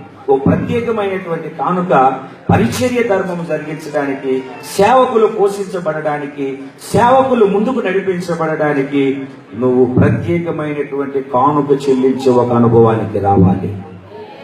దేవునికి స్తోత్రం కలుగునుగాక. ఏ మీటింగులు పెడుతున్నావు, కుటుంబం ఎలా పోషించబడుతుంది, పలాని చోట పరిచర్య చేస్తున్నావు, మీటింగులు పెడుతున్నావు, ఎక్కడి నుండి ఎలా వస్తుంది అని నువ్వు ఒక అవగాహన కలిగి పరిచర్య ధర్మము జరుగునట్లుగా ఒక స్పెషల్ ఆఫర్, ఒక స్పెషల్ ఫ్రీవిల్ ఆఫర్, ఒక ప్రత్యేకమైన కానుక నీకు కలిగినప్పుడు నువ్వు ఇవ్వడం, ఒకవేళ కలగకపోయినా దాన్ని తెచ్చి నువ్వు ఇవ్వడం నేర్చుకుంటే ఆకాశపు వాకిళ్ళు విప్పి దేవుడు విస్తారమైన దీవెనలు నీకు కుమ్మరిస్తాడు. దేవునికి స్తోత్రం కలుగునుగాక. అదే చెప్తాడు, మీ లెక్కకు మీకు లెక్క ఉందా లేదా? నేను చెప్పినట్టు లెక్క ఉందా లేదా? లెక్కకు ఎక్కువ రావాలా, లెక్కకు తక్కువ రావాలా? తక్కువ వస్తే ఏమైపోతావు? అప్పుల పాలు అయిపోతావు. లెక్కకి ఎక్కువ వస్తే, లెక్కకి ఎక్కువ రావాలంటే ఏం చేయాలి? నువ్వు ఏం చేయాలి? ఓ ప్రత్యేకమైన కానుక. అడుగుతున్నానని ఏమనుకో మాకు. ఏ రోజైనా పాస్టర్ గారు మేము పుట్టిన దగ్గర నుండి బట్టలు కట్టుకొని తిరుగుతున్నాం, ఇదిగో ఈ డబ్బులు తీసుకుని బట్టలు తెచ్చుకొని ఇచ్చేవా? బాగా చెప్తున్నా. వాక్యోపదేశం పొందువాడు ఉపదేశించడానికి అన్నిట్లో భాగం ఇవ్వాలలే. మా విశ్వాసులు ఉన్నారు, రొయ్యలు తెచ్చుకున్నారు అనుకో, కనీసం నాలుగు రొయ్యలైనా మా పాస్టర్ గారికి తీసుకెళ్తారు. చేపలు పట్టుకున్నారు అనుకో, ఓ ప్రత్యేకమైనటువంటి విలువైనటువంటి చేపలు తీసుకెళ్తారు. కూర వండుకున్నారనుకో మా పాస్టర్ గారికి మంచి కూర ఇచ్చేయాలని చెప్పేసి ఒక అతను వారం తీసుకొని వస్తాడు. కారణం ఏమిటి అని అంటే, నాకు తెలుసు అట్లా తీసుకొచ్చడం ద్వారా బహుగా ఆశీర్వదించమన్నాడు. ఒకరోజు ప్రార్థన ముగించుకొని బండి మీద కూర్చొని బండి స్టార్ట్ చేస్తున్నాను, పాస్టర్ గారు అని వచ్చింది. ఇప్పుడు వచ్చి ఎక్కడ ఈ మనిషి నన్ను వెళ్ళలేదే ఈ మనిషి అనుకున్నాను. ఏంటమ్మా ఏంటంటే ప్రార్థన చేయండి అని. ఇందాక చేశాను సరిపోదా? కాదండి, ప్రార్థన చేయండి. ఎందుకు ప్రార్థన అన్నా? దశమ భాగం ఇద్దామని. నువ్వు ఎన్ని భాగాలు ఇచ్చినా తీసుకుంటా ఇచ్చేసి ప్రార్థన చేస్తానన్నా. చేయి పెట్టింది, చేయి మీద ప్రార్థన పెట్టి ఆశీర్వదించు నాయన అని చేయి తెరిచా. 3 రూపాయలు ఉంది. నువ్వు నవ్వుకుంటున్నావు, నాకు చాలా సంతోషం వేసింది. మీరు 3 రూపాయలు ఎక్కడ తెమ్మా నీకు అన్న. ఏ పాస్టర్ గారు మొన్న వారం పెరుగు ప్యాకెట్లు అమ్మాను, 30 రూపాయలు లాభం వచ్చింది. ఆ 30 రూపాయల్లో దశమ భాగం ఉంది. వచ్చి మరలా ఇవ్వచ్చు కదా. అబ్బాయి దేవుడి సొమ్మిది ఉంచుకోకూడదు, అది నీ దగ్గరే ఉండాలి. నువ్వు ఏమన్నా చేసుకో, నాకు సంబంధం లేదు. ఆ మాటకి చాలా సంతోషించాను. 10 రూపాయల్లో కూడా నాకు ఇచ్చిన విశ్వాసులు నమ్మకంగా ఉన్నారు. 10 రూపాయల్లోనే నమ్మకంగా ఉన్నారంటే తర్వాత చరిత్ర. ఒక నెలన్నర తర్వాత వాళ్ళ ఇంటికి వెళ్ళా, ఏమీ లేదు, పట్టిల్లు కట్టుకున్నారు. ఇప్పుడు డబల్ కట్టు బెడ్డు, పరుపు, మంచము, 4 రెక్కల బీరువా, ఏమిటండి ఒక కలర్ టీవీ, ఒక డ్రెస్సింగ్ టేబుల్. అన్నిటికీ ప్రార్థన చేశాను కానీ టీవీకి ప్రార్థన చేయలే. దేవుని మహాకృపను పెట్టి 3 నెలలకి మూలన పడిపోయింది అది. దేవునికి స్తోత్రం కలుగునుగా. దేవుని సన్నిధిలో ఉన్న దేవుని ప్రజలారా, లెక్కకు విస్తార ఫలం మీ జీవితంలో రావాలి అంటే ఓ ప్రత్యేకమైనటువంటి కానుక నువ్వు సేవా పరిచర్యలో సేవకులకు ఇచ్చే ఒక వ్యక్తిలాగా నిలబడినప్పుడు లెక్కకు విస్తార ఫలాన్ని దేవుడు నీకు కలగజేస్తాడు. మొదటి ఫలము విస్తారముగా, 2వ ఫలము నూరంతలుగా, 3వ ఫలము బహుగా ఫలించున్నట్లుగా, 4వ ఫలము లెక్కకు విస్తార ఫలముగా. మరలా అడుగుతున్నాను, మొదటి ఫలము, 2వది, 3వది, 4వది. బహుగా ఫలించాలంటే సావాలి, విస్తారముగా నూరంతలుగా ఫలించాలంటే శుద్ధీకరించబడాలి, దశమ భాగం ఇవ్వాలి. 3వది బహుగా ఫలించాలంటే పరిచర్యకు సేవకులకు అడ్డు కట్టబడాలి. 4వది లెక్కకు విస్తార ఫలము రావాలంటే ఓ ప్రత్యేకమైనటువంటి కానుక నువ్వు దేవునికి ఇవ్వడం నేర్చుకోవాలి. మోకరించి ప్రార్థన చేసుకున్నా. త్వరగా మోకరించిన ప్రతి ఒక్కరూ ఆకాశం వైపు చేతులెత్తి ప్రార్థన చేసుకున్నాం. అందరం త్వరగా ప్రార్థన చేసుకున్నాం. హల్లెలూయా, హల్లెలూయా, ప్రైజ్ ది లార్డ్.